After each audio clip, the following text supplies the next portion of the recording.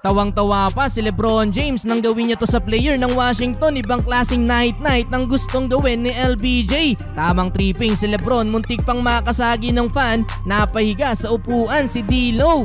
LA Lakers versus Washington Wizards. First quarter agad nagpaulan ng 3 ang home team. 5 agad nang naipasok nila sa loob lang ng 4 minutes kaya natambakan agad ng 11 points ang LA. Nagala Rajon Rondo fake pa si Jordan Poole kontra kay Austin Reeves. Well, kahapon lang din mga bro na-upset ng Washington etong team ng Milwaukee kaya naman hindi pwedeng mag-relax sa kanilang Lakers. Halfway mark, Anthony Davis di sadyang nasiko sa may bandang mata mga bro. Bagyang inindayan ni Davis, matatandaan nakamakailan lang din kontra Warriors natamaan din sa kaparehas na mata itong si AD at hindi na nakabalik pa sa laro. Kumana ng 14-0 run ng Lakers, dumali ng 8 straight points si D'Lo. Austin Reeves naman binawian si Jordan Poole, gandang behind the back move.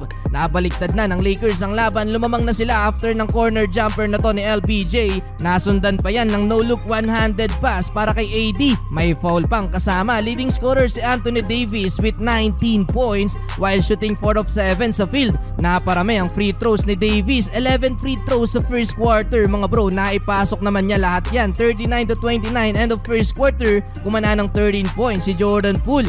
Second quarter, LeBron James left-handed layup ala Kyrie Irving to start the quarter. Ganadong ganado si LeBron mga bro, nakipagsayawan pa sa depensa ni Deni Avdija. Binuli pa sa loob ng paint. Solid ang quarter na to para kay LBJ. Walang makapigil sa kanya sa transition mga bro, and one layup. Yun nga lang, napasobra naman sa gigil si The King. Under 3 minutes di sadyang nasiko above the head etong si Deni Avdija. Solid ang pagkakatama mga bro, napayuko na lang ang player ng Washington. Pero dahil sa ulo ang tama, nireview ng referee at in-upgrade din sa flagrant foul penalty 1. Bibihirang tawagan ng ganyan sa LBJ. Di naman na nagreklamo sa hatol ng referee si LeBron at pangiti-ngiti pa sa bench ng Lakers. Pahinga saglit si LeBron, binalik sa final minute kung saan nagpahabol pa ng 2 points si King James. 11 points sa second quarter para kay LeBron. Pasok sana ang 3 ni Kyle Kuzma, hindi nga lang counted. 67-60, abante pa din ng LA Lakers. Entering the third quarter, napa-early timeout ang Washington matapos ang 9-2 start ng LA. Pang-apat na 3 na to para kay D'Lo. Hype na si Russell, napahiga na sa upuan.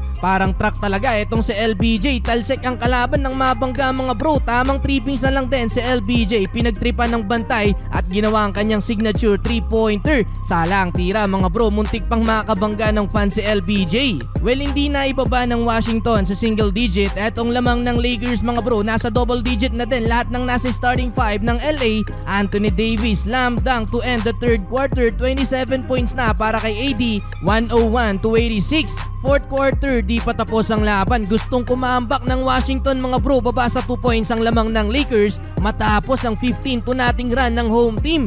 Kyle Kuzma mga bro, hinilo ang depensa ni D'Lo sa ilalim, but LeBron James nakakalibre naman ng two-handed slam dunk. Bumalik ang momentum mga bro sa Lakers at nakalamang ulit sila ng double figure under 4 minutes mula sa clutch 3-pointer na to ni Austin Reeves, 117-105. Well, sa dulo mga bro, di nakalamang ang Washington at kinulang na din ang comeback at sa uli, panalo pa din naman ang LA Lakers.